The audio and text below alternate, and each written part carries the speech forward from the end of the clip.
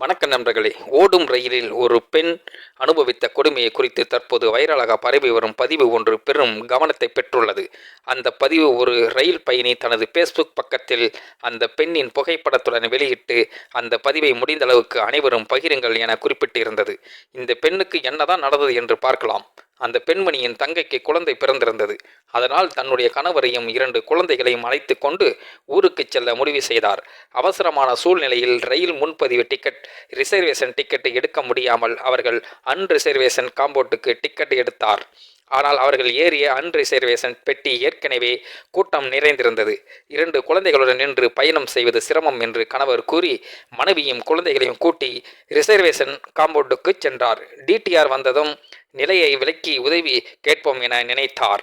அங்கு சில நேரத்தில் டிடிஆர் வந்து டிக்கெட்டு சரிபார்க்கும் போது அந்த குடும்பம் அன்ரிசர்வேஷன் டிக்கெட்டில் இருப்பதைக் கண்டு அங்கு உட்காரக்கூடாது, அடுத்த நிலையத்திற்கு இறங்குங்கள் என கூறினார். அதற்கு கணவன் பணிவுடன், சார், அங்கு கூட்டமும் அதிகம், 2 குழந்தைகளுடன் நின்று கொள்ள முடியாது, தயவு செய்து உதவி செய்யுங்கள் என்று கெஞ்சினார். அதற்கு டிடிஆர், சரி, நான் உங்களுக்கு ஃபைன் போடணும்னா வழக்கமாக 800 ரூபா ஃபைன் வாங்கணும்.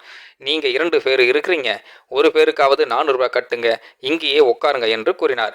அந்த நேரத்தில் கணவர் கண்ணீர் விட்டு, சார், எங்களுக்கு சம்பளம் குறைவு, 2 நாள் லீவ் எடுத்தேன், முதலாளி 700 ரூபாய் மட்டுமே கொடுத்தார், அதிலிருந்து 800 ரூபாய் ஃபைன் கட்டுவது எப்படி சார் என்று அழுதார்.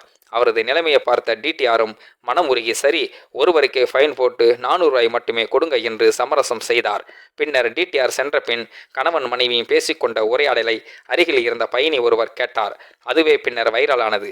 கணவன் 700 ரூபாய் தான் எங்கிட்ட இருக்கு, அதில் 400 ரூபாய் ஃபைன் போயிடுச்சு, இப்போ தங்கச்சிக்கு ஏதாவது வாங்கி கொடுக்க முடியல, திரும்ப ஊருக்கு வர்றதுக்கே காசு இல்லை என்று வருந்த மனைவி அமைதியாக, பரவாயில்லைங்க, நாம் நடந்தே போய்க்கலாம், பஸ்ஸுக்கோ ஆட்டோவுக்கோ வேண்டாம், சாப்பிடாமலே தண்ணி குடிச்சிக்கலாம், தங்கச்சிக்கு 200 ரூபாய்க்கு கிஃப்ட் வாங்கலாம்னு நினச்சேன், இப்போ 100 ரூபாய்க்கு வாங்கிக்கலாம், அவங்க நம்ம நிலைமையை புரிஞ்சுக்குவாங்க என்று ஆறுதல் கூறினார்.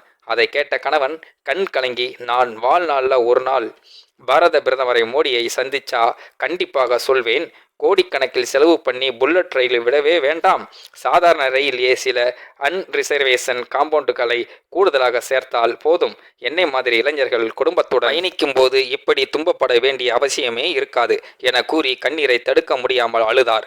இந்த சம்பவத்தை பார்த்த பயணி அந்த பெண்ணின் புகைப்படத்தையும் சேர்த்து பேஸ்புக்கில் பதிவு செய்து, இந்த நிகழ்வை அனைவரும் பகிருங்கள், இது பாரத பிரதமரின் கவனத்திற்கு சென்றாக வேண்டும் என வேண்டுகோள் விடுத்துள்ளார். இந்த சம்பவம் பரவலாக பகிரப்பட்டு பலரின் இதயத்தையும் மனதையும் கண்களையும் உருக்கியுள்ளது. நண்பர்களே, இந்த வீடியோ பார்க்கின்ற நீங்களும் இந்த வீடியோ பற்றின கருத்துக்களை கீழே உள்ள கமெண்ட் செக்ஷனில் மறக்காமல் சொல்லுங்கள். வீடியோ பிடித்திருந்தால் லைக் பண்ணிக்கங்க, மற்றவங்களுக்கும் ஷேர் பண்ணிக்கங்க, அப்படியே நம்ம சேனலையும் சப்ஸ்கிரைப் பண்ணிக்கங்க. நன்றி, வணக்கம் நண்பர்களே.